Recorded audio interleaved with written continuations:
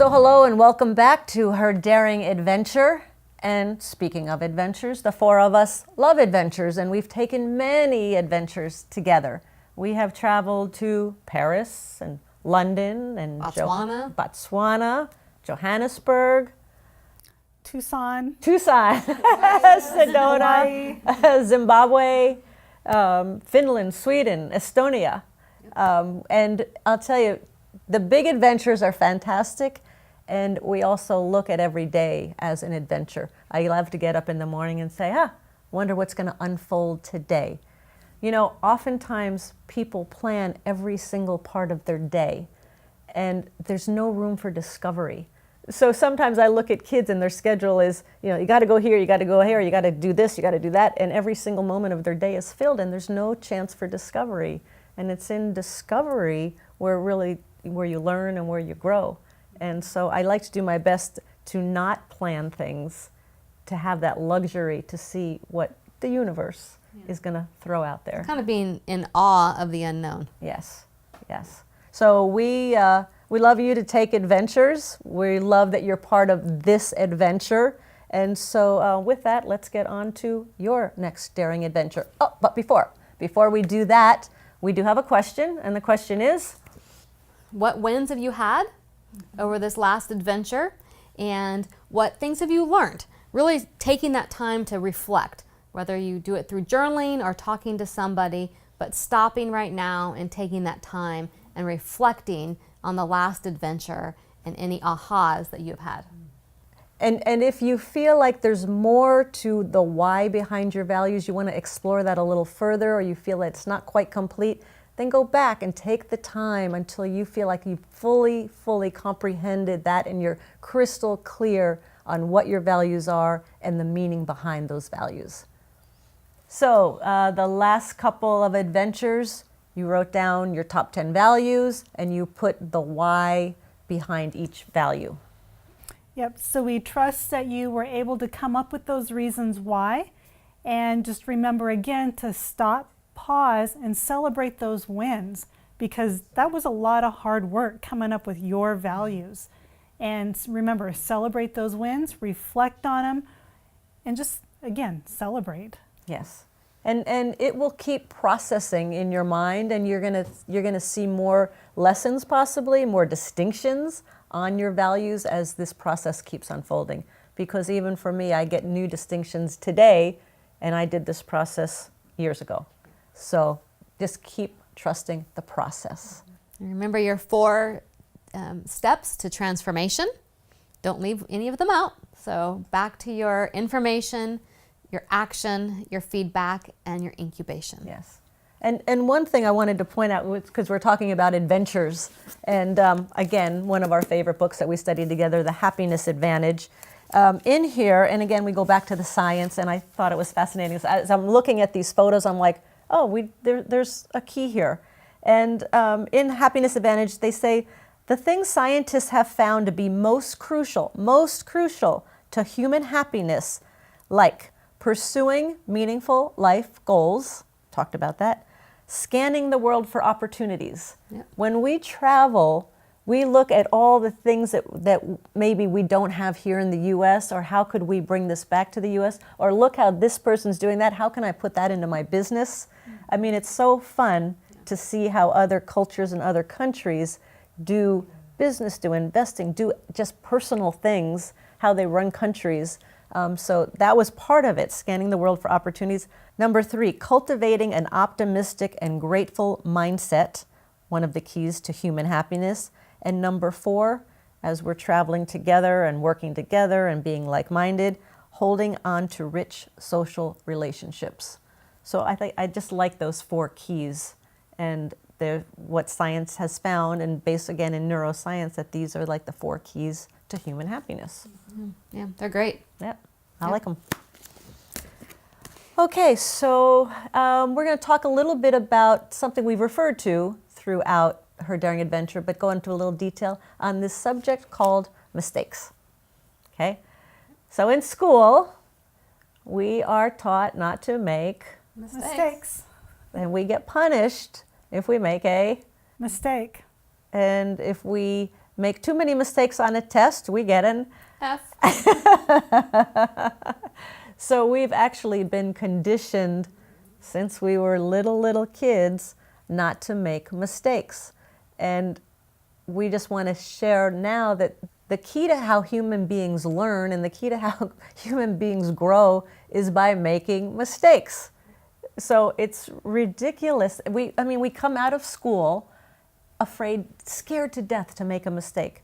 I think it's one of the reasons why people don't succeed at what they really want to go after. Well, it stops motion. Yes. And Yes. being afraid to take a risk, because we don't want to make that mistake. Yes, we don't want to look stupid. We don't want to be humiliated. So we'd like to just take a moment and look at reframing how you look at mistakes.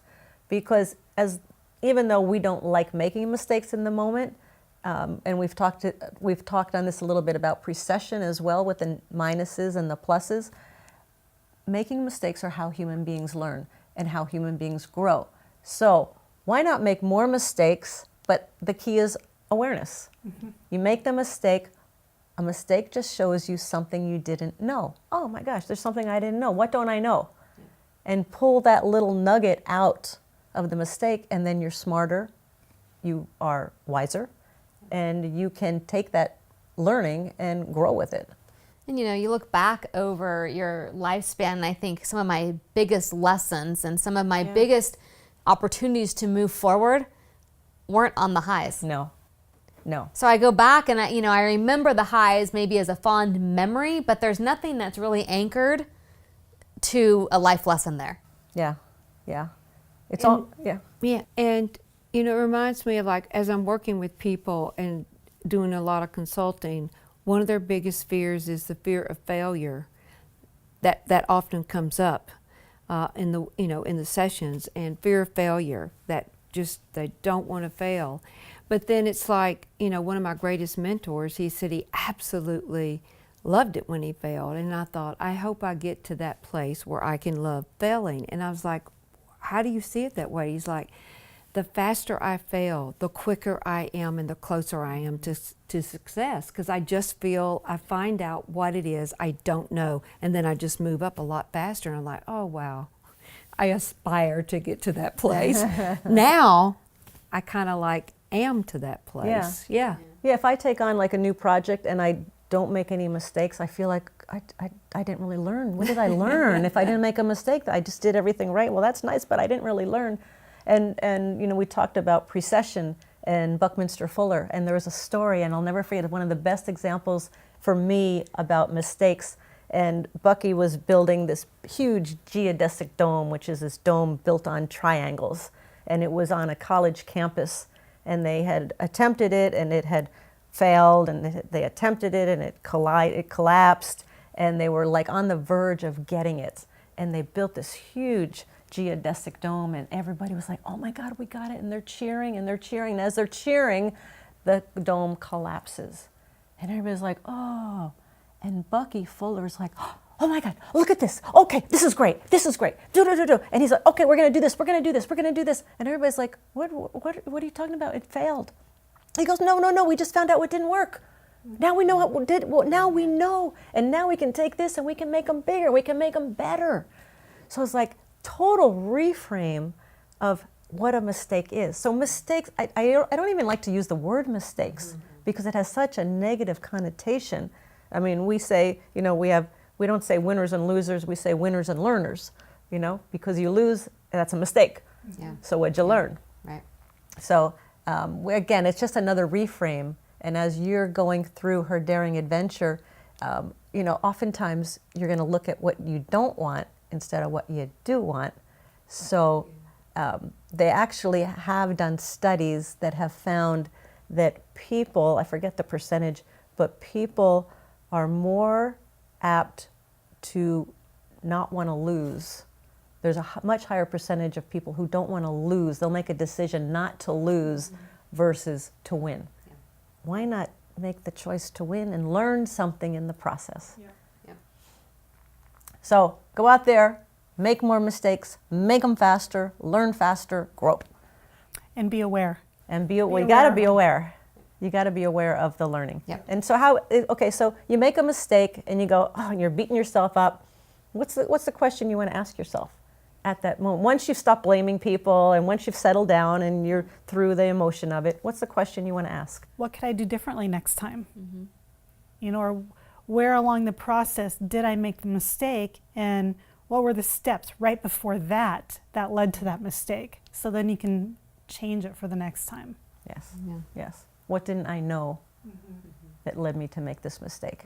I mean, same with you, Rhonda. One of my biggest mistakes in investing turned out to be one of my best performing deals. Difficult to go through, Yeah.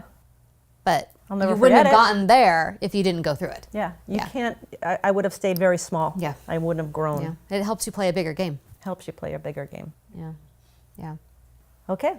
So So? that's a little bit of lesson on mistakes. Yep. So the purpose of our next Yeah, is Our really next to daring adventure? continue to explore the meaning behind our values. So again, digging a little deeper.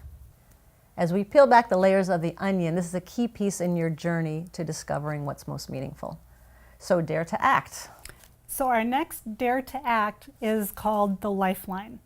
And it may seem a little bit similar to your values exercise where you found the highs, you found the lows, you found the upsets, but it's a little bit different process.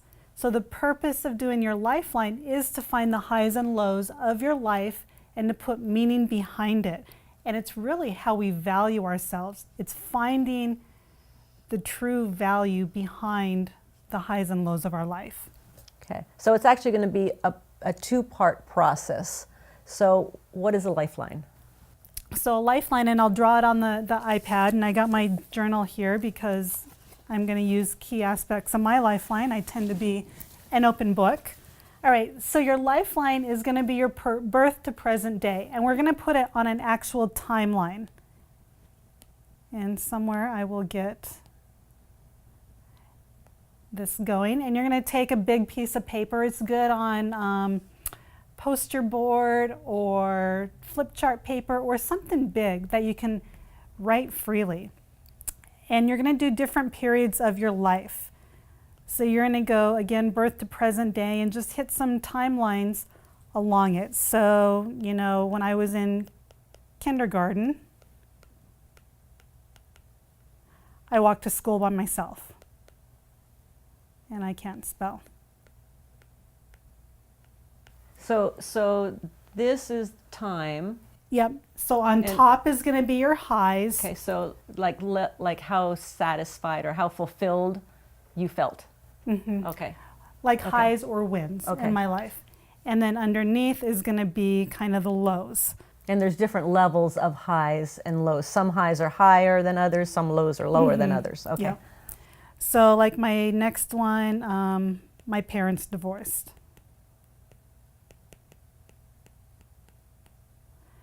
And then we'll go to when I was 16, I got my own apartment.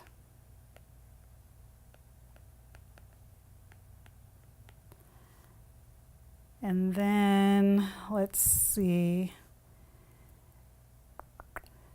Then when I moved to Vegas, at one point, I was burglarized. And then we can go to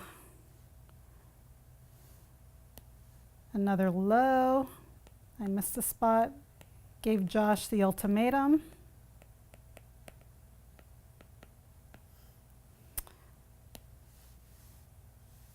Started a business. So you're going to have a lot more lines throughout here. I'm just doing a couple of them. And the purpose again is birth to present day. You're going to put your highs and your lows on a timeline, and you'll start to see a pattern. So the whole goal of this is a pattern. And again, it's a two-part series, but this first part is just to document on paper the highs and lows in your life. And again, some of them are going to be higher and lower. And you'll see that pattern. Like walking to kindergarten by myself, you know, a little one. My parents divorcing was pretty big. Owning my own apartment, I felt was a super high. Giving Josh the ultimatum was a low. Burglarized was probably around there. Starting a business was another high. So you'll start to see this pattern emerge. And you know, some of your lows, again, will be lower than others, and some of your highs will be higher than others.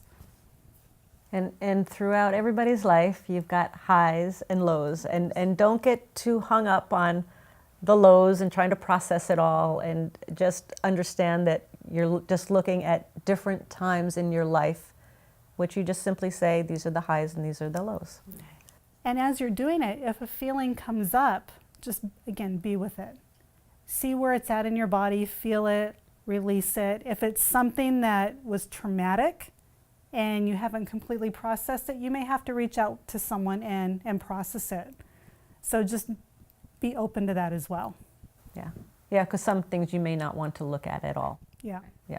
But there's- they are part of your life, and some of those shaped who you are and what your values are and what's most meaningful to you. So Seal, if somebody's looking at a low in their life, Yeah. and it's an incident, and they're struggling with it a little bit, and they're kind of having, it's kind of heavy, and they're having a little tough time Yeah. looking at it, Yeah. what can they do? Okay, so first of all, you can either write down, or if you're talking to someone, another woman, tell the person about the incident, just what happened, when it was, and where it was. And by doing that, it will release it, and you can just let it go. Great. Yeah, Great. Thank that's you. the easiest way to do it. Yeah. Thank you. Works. Mm-hmm. And I had a great time doing this, because thinking back on my highs and my lows, because I forget some of the incidences that were really important to me. And really, when you get to focus on it and be aware of what they were and kind of look back on your life, you go, oh yeah, I kind of forgot that. That's what's really important. So enjoy this process too, because just this alone can give you some new awareness and new awakenings as you're going through that. So to recap, we're going to remind you again about the 4 steps, the information that Lisa just gave you, the action of drawing your lifeline, the feedback, how you're feeling as you're looking at this, what are you reacting to, what incidences are you reacting to, even the feedback of what goes on your lifeline, I think is great. And then the incubation, of course, is when things come up to be with them, to start looking at what are those highs and lows in your life. Anything else you guys want to add? No, just the importance of your lifeline. You know, in our current, well, in all of our facilities, we have our clients do a lifeline because it helps them process the reasons why they started drinking or using, you know, coming up with their coping mechanisms, the reasons why, to clear it out. And then they also get into their values and core beliefs about those highs and lows. So it's really just a great process to dive into your values and what's most meaningful to you. Okay. And it's another layer, and when we do our next daring adventure, we're going to play upon this and take it to the next deeper level to find out what's most meaningful. So have a daring adventure.